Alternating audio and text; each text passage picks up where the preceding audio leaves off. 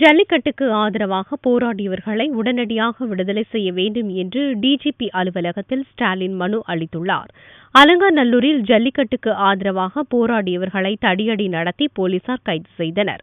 அவர்கள் அனைவரையும் உடனடியாக விடுதலை செய்ய வேண்டும் என்று கோரி டிஜிபி அலுவலகத்திற்கு நேரில் வந்து திமுக செயல் தலைவரும் எதிர்க்கட்சித் தலைவருமான ஸ்டாலின் செவ்வாயன்று மனு அளித்தார். பின்னர் செய்தியாளர்களை சந்தித்த அவர் டிஜிபி விடுமுறை சென்றுள்ளதால் அலுவலகத்தில் மனு அளித்ததாக கூறினார். டிஜிபியிடம் தொலைபேசியில் பேசியதாகவும் அனைவரையும் விடுவிக்க நடவடிக்கை எடுப்பதாக அவர் கூறியதாகவும் ஸ்டாலின் தெரிவித்தார். டிஜிபி பார்க்க வந்தோம், டிஜிபி இல்லை, கேட்டால் விடுமுறை அப்படின்னு சொன்னாங்க. டிஎஸ்பி ரேங்கில் இருந்த ஒரு அதிகாரிகிட்ட மனு கொடுத்துட்டு வந்திருக்கிறோம். ஜல்லிக்கட்டு சம்பந்தமாக அலங்காநல்லூர் பகுதியில் விடிய விடிய போராட்டத்தில் ஈடுபட்டு கொண்டிருந்த மாணவர்களை, இளைஞர்களை குண்டுக்கட்டாக தடியடி பிரவை நடத்தி அவங்கள கைது செஞ்சு சிறையில் அடைச்சி வச்சுருக்கிறாங்க.